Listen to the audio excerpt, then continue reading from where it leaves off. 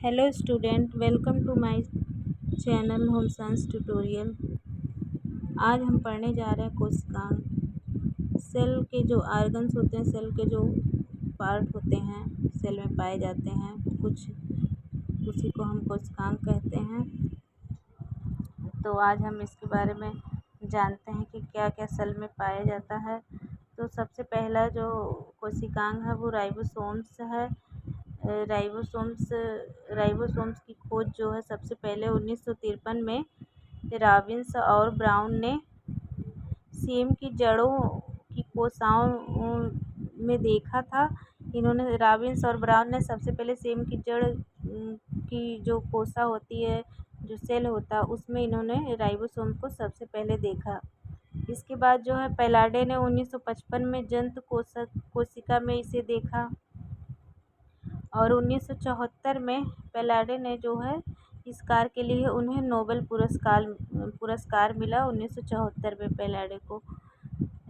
ये जो है राइबोसोम्स हैं, इनके आकार और जो है अवसादन गुणांक के आधार पर इन्हें दो भागों में बांटा गया है। पहला 70S राइबोसोम है, ये आकार में छोटे होते हैं, और दूसरा जो है 80S राइबोसोम, ये आकार में कुछ थोड़ा बड़े होते हैं। राइबोसोम्स जो है वो माइटोकॉन्ड्रिया और अंतःप्रद्रव्य जालिका जो होती है सेल में पाई जाती है, उसमें पाए जाते हैं, और जो कोशिका द्रव्य होते हैं ये उसमें भी फैले होते हैं, प्रोटोप्लाज्म में भी। और राइबोसोम का जो कार्य होता है वो मुख्य रूप से प्रोटीन का संश्लेषण करना है। तो ये जो सेल में है राइबोसोम, वो प्रोटीन का संश्लेषण का कार्य करती है। अगला जो हमारा है, ये देखिए, ये हमारा एक सेल है। इस सेल में देखिए, इसमें ये राइबोसोम जो है ये अंतःप्रद्रव्य जालिका के ऊपर जो छोटे छोटे गोल गोल येलो कलर के दिख रहे हैं, ये राइबोसोम्स हैं। और जो ये सेल के अंदर बीच में भी प्रोटोप्लाज्म में फैले हुए हैं येलो कलर के, ये भी हमारे राइबोसोम ही हैं। तो ये अंतःप्रद्रव्य जालिका है, ये इसके ऊपर राइबोसोम्स है। ये तो हो गया हमारा राइबोसोम्स। अब अगला हम देखते हैं, अगला हमारा जो है कोशिकांग का भाग वो है गोल्जी काय, जिसे हम गोल्जी बॉडी भी कहते हैं।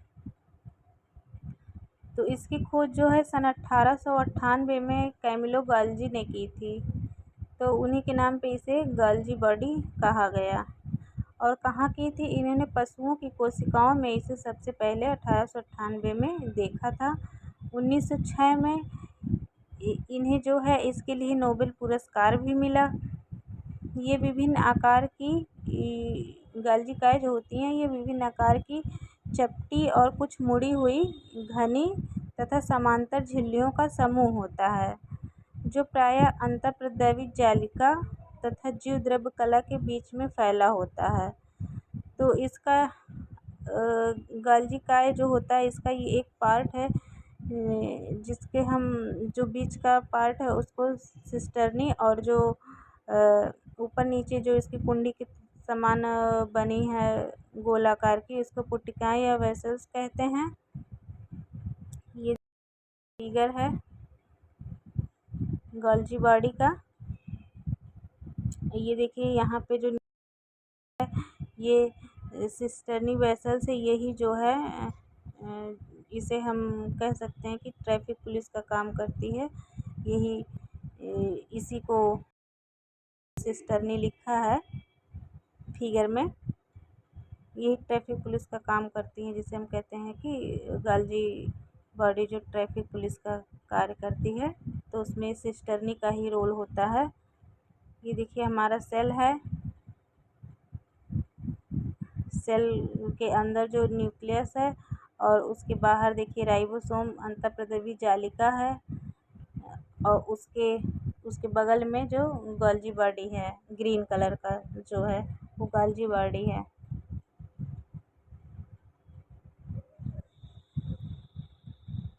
अब गोल्जी बॉडी का फंक्शन देख लेते हैं, कार्य देख लेते हैं। गोल्जी बॉडी का क्या कार्य होता है। पहला तो इसका कार्य श्रावण का कार्य है। दूसरा है कोशापट्ट के निर्माण में इसकी भूमिका होती है। तीसरा है कोशाभित्ति का निर्माण। गाल्जी काय ही करता है। और ये शुक्रजनन के अंतर्गत जो अग्रपिंड होते हैं जिसे एक्रोसोम कहते हैं, उसका भी निर्माण गाल्जी काय ही करता है और लाइसोसोम का निर्माण भी गाल्जी काय करता है। और हार्मोन का उत्पादन करता है। गाल्जी तंत्र को कोशिका की ट्रैफिक पुलिस कहते हैं, क्योंकि ये जो कोशिका की प्रोटीन एवं विभिन्न कार्य के जो घटक और एंजाइम होते हैं आदि पदार्थ उसी रूप में जो है ये रूपांतरित करता है और इनकी छँटनी करता है। जो अच्छे हैं उनको ये लेगा और जो बेकार के खराब पदार्थ है उनको ये छँटनी करके निकाल देता है। उसे लाइसोसोम जो है उसका लाइसोसोम उसका पाचन करता है, जो खराब पदार्थ होते हैं वेस्ट मटेरियल्स का। इसी कार्य के लिए इसको ट्रैफिक पुलिस कहते हैं। और ये जो कार्य करता है इसके लिए इसकी जो सिस्टर्नी होती है उसमें बहुत सारे एंजाइम पाए जाते हैं, जिसकी वजह से ये सब कार्य कर पाता है। अगला हमारा है अंतःप्रद्रवी जालिका। ये जो है इसकी खोज जो 1945 में K.R. पोर्टर ने की थी। यह जो है कोशिकाद्रव्य में विस्तृत रूप से फैली असंख्य झिल्लियों का जाल होता है। ये यूकैरियोटिक कोशिकाओं में पाई जाती है। इसे राइबोसोम की उपस्थिति के आधार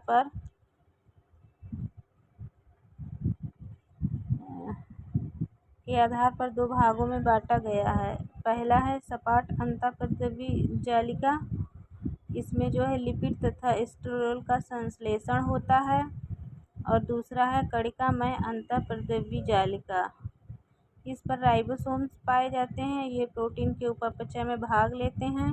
इनमें विभिन्न पाचक विकारों का संश्लेषण होता है। तो ये देखिए हमारा अंतःप्रद्रवी जालिका ये है। इसमें देखिए राइबोसोम जिस पे पाया जा रहा है वो अंतःप्रद्रवी जालिका है।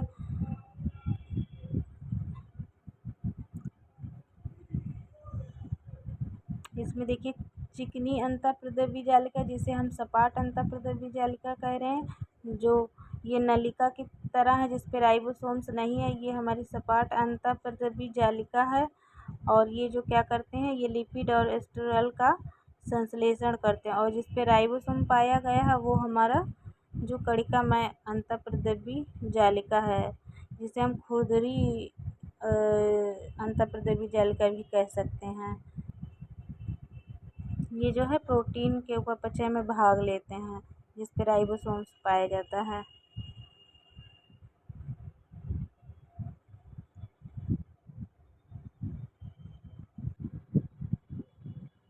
अंतःप्रद्रवी जालिका के कार्य। The function of endoplasmic reticulum. अंतःप्रद्रवी जालिका का जो कार्य है ये कोशिका का जो कोलाइडी मैट्रिक्स होता है, द्रव्य होता है, उसके आंतरिक कोशिका के अंदर उसको शक्ति प्रदान करता है। और कोशिका में केंद्रक द्रव्य और कोशिका द्रव्य, न्यूक्लियस और जो प्रोटोप्लाज्म होता है, इन दोनों में ही स्थित जो विभिन्न पदार्थ के स्थानांतरण में तथा विभिन्न विकारों के संश्लेषण में भी कार्य करता है। यह ग्लिसरॉल और वसी अम्लों से वसा संश्लेषण की क्रिया के लिए स्थान प्रदान करता है। सपाट एंडोप्लाज्मिक जालिका जो है वो ग्लाइकोजन का संग्रह करती है। तो अंतःप्रद्रवी जालिका का मुख्य रूप से जो काम है वो वसी अम्लों का संश्लेषण करना है और ग्लाइकोजन का संग्रह करना है। कोशिकांग का अगला पार्ट जो है माइटोकॉन्ड्रिया है। माइटोकॉन्ड्रिया की खोज जो है सन 1880 में अल्बर्ट वान होलिकर ने सर्वप्रथम इसे कीटों के रेखित पेशियों में खोजा था। और जो है 1890 में अल्टमान ने कोशिकाओं में देखा इसे, परंतु उन्होंने इसे जो है सेल नहीं कहा था, उन्होंने इसे बायोब्लास्ट का नाम दिया था। सीबेंडा ने जो है 1897 में माइटोकांड्रिया नाम दिया इसे। सर्वप्रथम माइटोकांड्रिया नाम जो है सीबेंडा ने दिया था 1897 में। कोशाद्रव्य में बहुत से सूक्ष्म गोलाकार छड़ी के आकार के जो सूत्री संरचना पाई जाती है उसी को माइटोकांड्रिया कहते हैं। ये जंतुओं और पौधों दोनों में पाए जाते हैं। मतलब जो जीवित कोशिकाएं जितनी भी होती हैं उनमें माइटोकांड्रिया पाया जाता है। इनकी औसत लंबाई जो होती है 3 से 5 माइक्रोमीटर तथा औसत व्यास जो होता है वो 0 से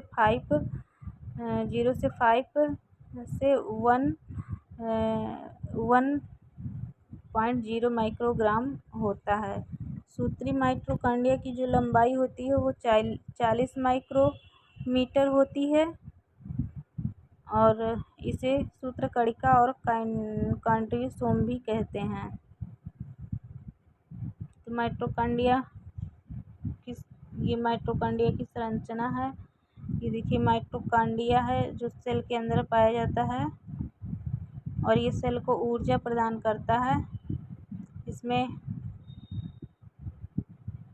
देखिए इसमें आरएनए और डीएनए माइटोकांड्रिया में दोनों ही पाया जाता है, जिसकी वजह से ये अपने समान और भी माइटोकांड्रिया का निर्माण कर सकता है। ये जो है दोहरी झिल्ली का बना होता है और इसमें जो ये उंगली के समान संरचना दिख रही है इसको हम क्रिस्टी कहते हैं। और अगर हम एक क्रिस्टी को अलग से निकाल के अगर इसे देखा जाए तो ये देखिए इस पे जो है F1 पार्टिकल जिसे कहते हैं ऑक्सीसोम, ये इसके ऊपर जो टेनिस के समान दिख रहा है और ये डबल लेयर दिख रहा है, इंटर मेम्ब्रेन और आउटर मेम्ब्रेन, ये 2 लेयर का बना होता है। और जो ये हेड है इसको 3 भागों में बांटा गया है क्रिस्टी को, जो बैडमिंटन के समान संरचना है। ऊपर का भाग हेड और बीच का भाग जो वृंत या स्टीम कह सकते हैं और जो इसका आधार है उसे बेस कहते हैं। इसे 3 भागों में बांटा गया है। सीके विटज ने जो है माइटोकांड्रिया को शक्तिगृह कहा, क्योंकि ऑक्सीशोषण के दौरान माइटोकांड्रिया में क्रेब्स चक्र चलता है, जिससे जो है एटीपी के रूप में ऊर्जा मुक्त होती है।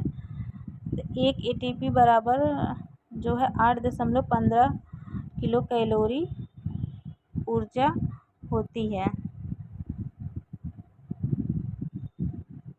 माइटोकांड्रिया की संरचना को हम देख लेते हैं। माइटोकांड्रिया की चारों तरफ एकल कला की दोहरी झिल्ली होती है।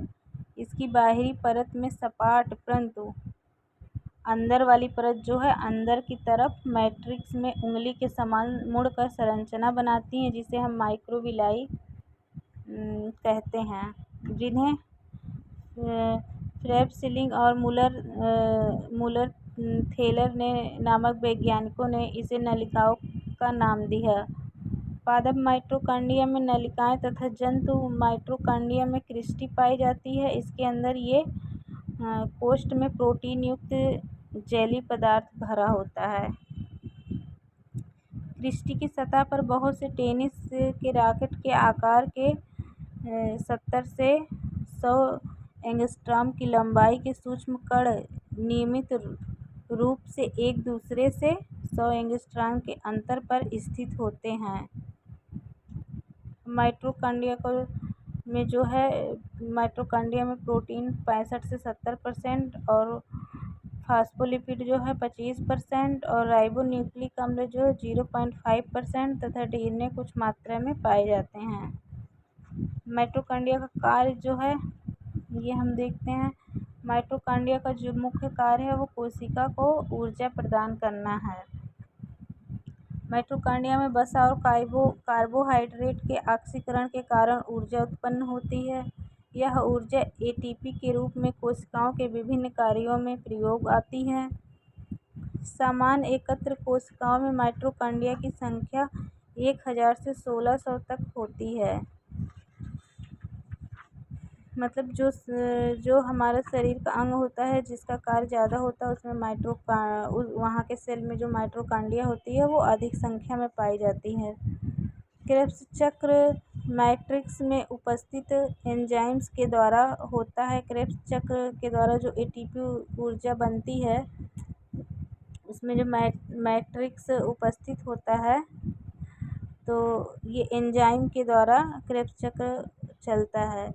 इस क्रिया में कार्बन डाइऑक्साइड उत्पन्न होती है और उपापचयी पदार्थों से इलेक्ट्रॉन्स का निष्कासन होता है।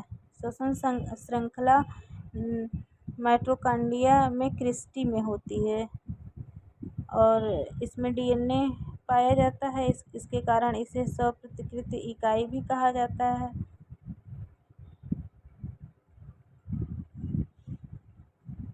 Thanks for watching.